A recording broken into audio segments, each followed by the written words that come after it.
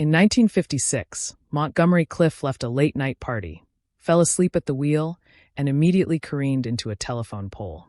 One of his famous friends heard the horrific crash and saved his life with a gruesome act of heroism. Sensitive, mysterious, brooding, and suspiciously single. These are among the many words which have been used to describe Montgomery Clift, the enigmatic heartthrob of the 1950s.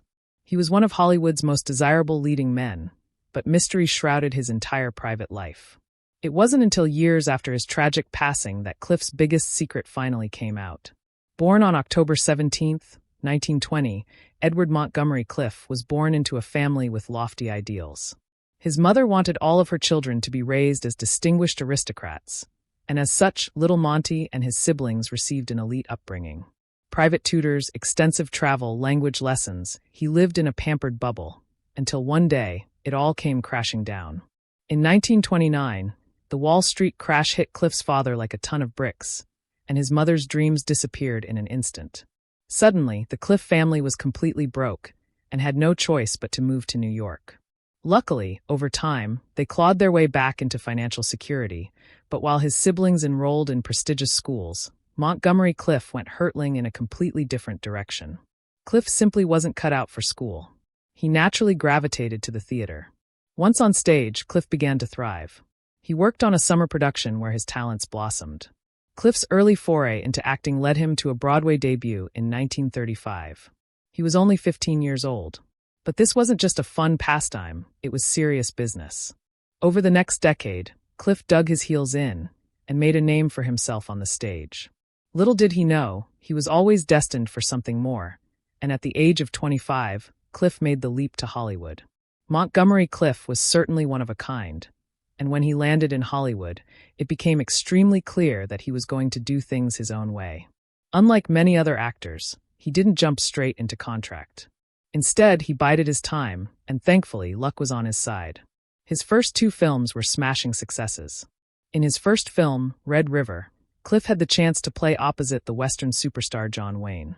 Still, his second venture was perhaps even more of an impressive feat. When Clift sat down to read the script for the movie The Search, he was less than enthused with the writing.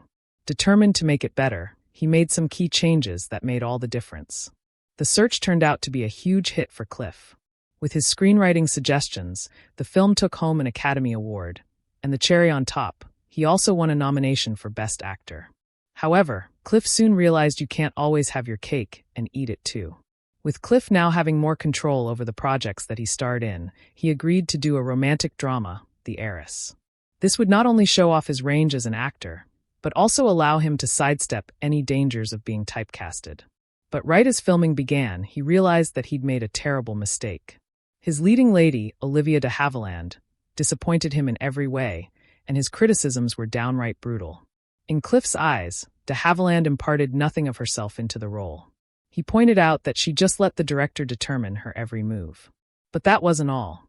Fed up with the script, Clift desperately wanted to change her lines, saying, "She isn't giving me enough to respond to." After this, poor de Havilland soon had more than just her unhappy, on-screen love interest to contend with. You see, Montgomery Clift was an undeniably attractive man, and before long, he'd cultivated a rather passionate female fan base. When The Heiress came out, Clift's loyal fanatics came with their claws out and wrote vicious letters to Olivia de Havilland for rejecting Clift's character in the film. But the drama didn't end there. For Clift, The Heiress was a mess from top to bottom, and he even walked out of the film's premiere, disgusted with his own performance. But while Clift certainly seemed like a budding Hollywood heartthrob on the outside, it certainly was far from it. Clift wasn't just a pretty face. He also had a bunch of quirks that made him different than the other leading men in Hollywood. Firstly, he didn't even like Hollywood. He preferred to stay in New York as much as he could, and even then, he didn't live a glamorous movie star lifestyle. In fact, he spent only $10 a month on what his friends referred to as a beat-up apartment. To Clift, however, he considered his humble little home terrific. And when it came to his appearance, he really didn't seem to care. One infamous fact about Clift is that he only owned one suit. He became so known for his unkempt appearance that the Los Angeles Times dubbed him the rumpled movie idol. With his outdated, beat-up car and a circle of friends outside the realm of Hollywood, he certainly didn't fit the mold. Moreover, he called it as he saw it, describing himself as an ordinary second-class wolf. As unusual as his lifestyle seemed, he also had a number of interesting routines. Clift didn't need much to keep himself happy and entertained. Even his diet was rather simple: orange juice, steak, and eggs. And when it came to parties, well, he avoided nightlife like the plague. Instead, Cliff enjoyed reading or learning about economics. He definitely had a different idea of fun. Above all, Cliff was perpetually curious. When he wasn't reading or preparing for his next role, he took pleasure in visiting the local night court. For Cliff, this was entertainment at its finest. He could watch the real grid of humanity play out before him. The court, a stage for some of the most sensational high-profile cases. But even as Cliff consistently took the road less traveled, he still had some biting things to say about the media, especially its desire to pin down his image. Cliff's lifestyle had the press slotting him in with nonconformists of the day, right alongside hotshots like Marlon Brando. But the actor didn't respond well to being labeled and defined. Hollywood began to see him as hostile and messy and frugal. And Cliff wasn't having it. When he read a story that criticized his bare-bones wardrobe, Cliff lashed out with a biting response, saying, "But the press will always be the press." And nothing Cliff said could change that. Whether he liked it or not, they were out for a story. And the one they wanted above all? An inside look at the actor's secretive love life. You see, Cliff's reserved lifestyle didn't exactly excite the press. It actually kind of stumped them. Not only did he rarely go out in public, but he also didn't date. Unlike many of his handsome contemporaries, he never had supermodels hanging off of his arm. And he surely wasn't a suave Prince Charming. And yet, on screen, he certainly came across that way. Grasping at straws, the media decided to do what little they could to sensationalize the actor's non-existent love life. One of Cliff's closest friends was a woman named Myra Letts. And for the ruthless gossip writers, it wasn't a huge leap from friend to girlfriend. Cliff didn't entertain this for a second and shot the speculations down immediately, saying that there was zero intimacy between them. He's quoted as saying, "Those romantic rumors are embarrassing to both of us." But for Cliff, there was just no escape. And it was only going to get worse. In 1951, Cliff embarked upon one of his most famous roles as George Eastman in A Place in the Sun. Not only would this film win him respect for his impeccable acting performance, but it would also fuel a brand new cycle of romance rumors. After all, his leading lady was none other than the famous Elizabeth Taylor. And together, these two stars were pure fire. Although Cliff and Taylor were only good friends, their coupling in A Place in the Sun helped drive its popularity. They were even called the most beautiful couple in Hollywood. But as hard as the press tried, they could not seem to breathe life into this non-existent romance. In the face of this criticism, Cliff went ahead and confused the gossip columns even more. There was a nonchalance about Cliff's attitude in regards to women. He told everyone that he'd marry when he met the right girl, but that in the meantime, he was simply playing the field. Once, when questioned about his pastimes, he quipped, "Yes, women." But where were they? Where were these so-called women? Well, at the heart of it all, Cliff hid a massive secret, one that wouldn't emerge until years later. After the success of 1953's From Here to Eternity, Cliff suddenly stopped making films. What finally brought him back to the screen? Well, in 1955, he had a chance to reunite with his old friend and co-star, Elizabeth Taylor, in Raintree County. But just as Cliff dove into this exciting new chapter, an unforeseen tragedy changed everything. While filming Raintree County, Cliff attended a dinner party at Taylor's house, but sadly, he didn't make it home in one piece.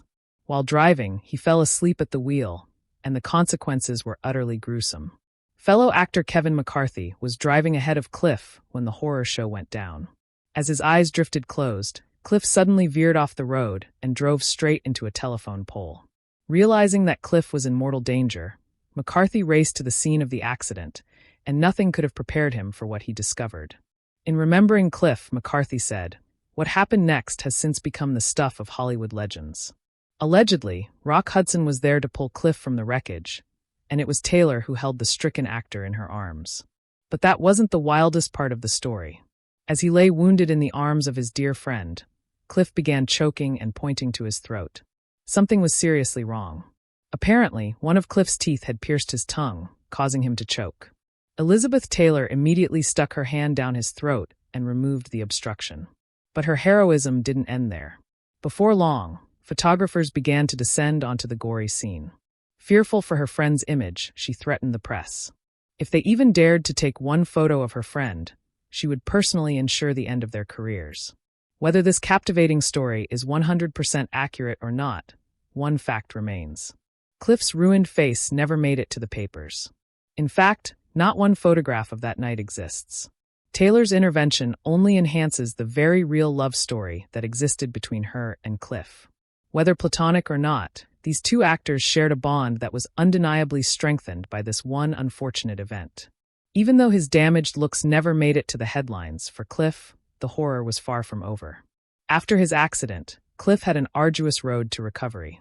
His injuries included a broken nose and jaw, a fractured sinus, and deep cuts across his face that called for extensive plastic surgery. In fact, his doctors considered it amazing that the actor had even pulled through. However, there was no quick fix. Clift's recovery took months.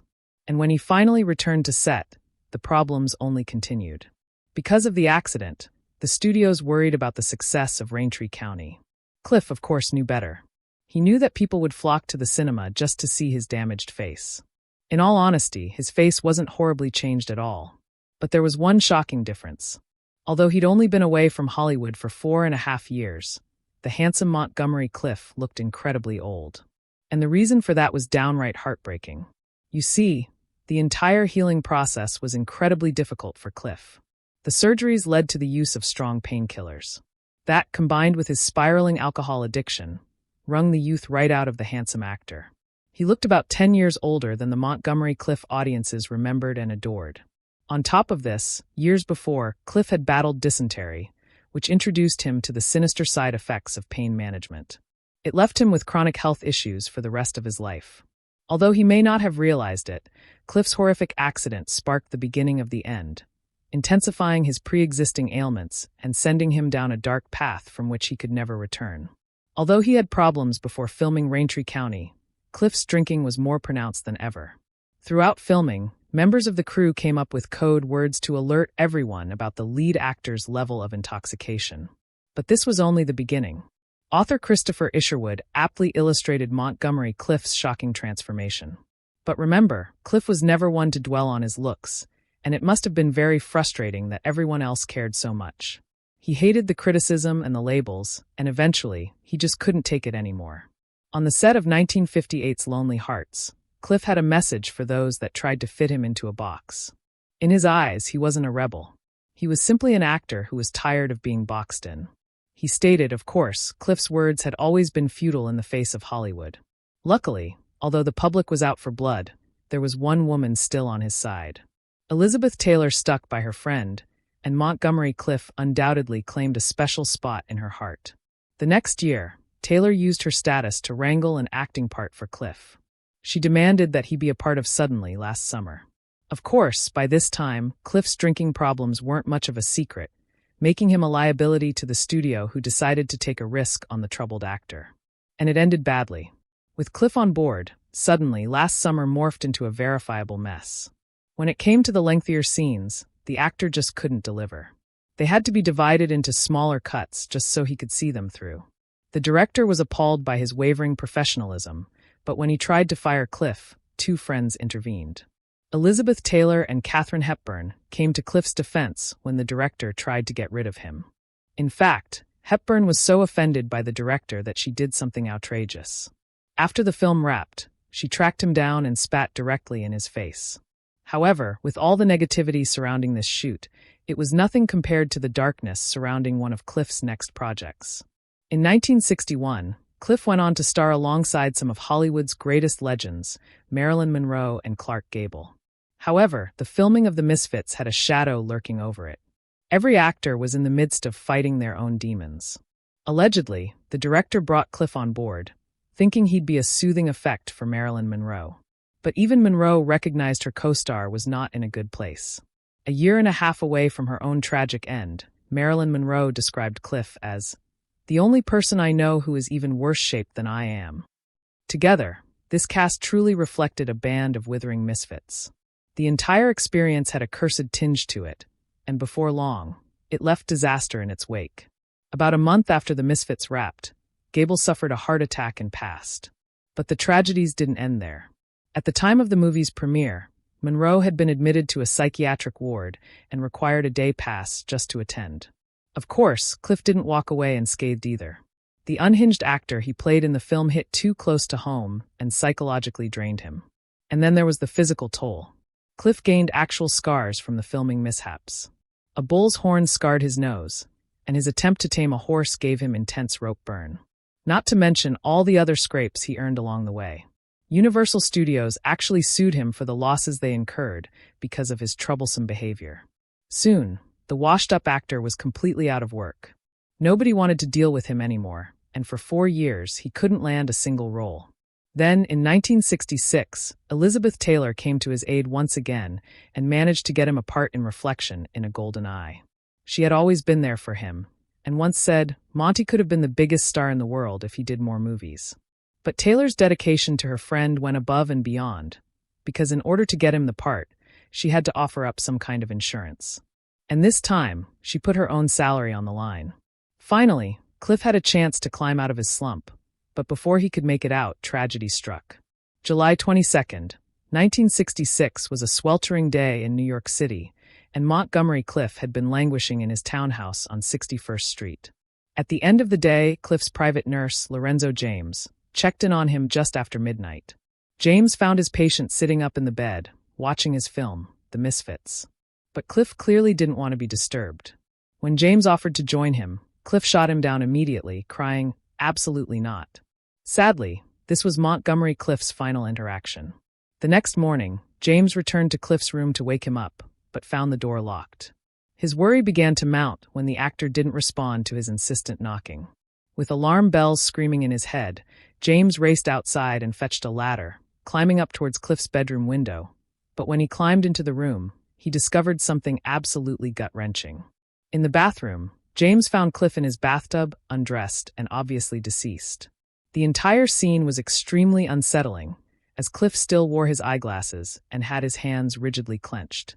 Horrified, James immediately called for help, but of course it was already too late. Clift's body underwent an autopsy that shed some light on his sudden demise. Montgomery Clift had passed due to a heart attack, but many assumed that his addictions and various health problems contributed to his early death. Some of the greatest celebrities of the day came to mourn Clift at his funeral, including Lauren Bacall and Frank Sinatra. Sadly, his greatest friend, Elizabeth Taylor, could only send flowers from Rome. And of course, Clift took one of his greatest secrets to his grave. You see, the reason behind Montgomery Clift's barren dating life was rather simple. He was gay. That said, he kept his sexuality a secret. The prejudices of that time left him no choice. Allegedly, he'd been forewarned that the truth would destroy his career, and as a result, the actor became increasingly wary of appearing feminine in any way. Upon closer inspection, Clift's career reveals notable clues as to who he genuinely was and the private struggles that he faced. Determined to keep his sexuality under wraps, Clift made sure that his masculine facade shone on screen. While filming The Search, he asked the director to reshoot a scene for one baffling reason. He called a boy dear. But that wasn't all. Even the press seemed to unintentionally hit upon the one thing he wanted to keep hidden. With article titles like Two Loves Has Monty? And Monty Clift, Woman Hater or Free Soul. Still, unlike other notably gay actors, any affairs Montgomery Clift had were secured behind a lock and key. Luckily, his isolated lifestyle gave him an advantage. He may have been lonely, but the distance he put between his public life and his work life helped keep his mysterious bachelorhood in check. And even more shocking, the truth didn't come out until the 70s. Montgomery Clift's sexuality finally emerged with the help of 2 biographers. And before long, the public turned him into a gay icon. And yet, the mystery persists. The pieces of the puzzle don't quite fit. While his brother claimed that Clift was bisexual, writer Truman Capote's unpublished work alludes to Clift being gay quite explicitly. Some believe that Clift's romantic leanings were much less of a secret than originally thought. Whatever the case may be, Montgomery Clift's life was unbelievably impressive and distressing. Quite fittingly, he once said, "The closer we come to the negative, to death, the more we blossom." Even after his passing, his forever friend, Elizabeth Taylor, never forgot him. She continued to stand by his memory by supporting gay rights and speaking out against homophobia.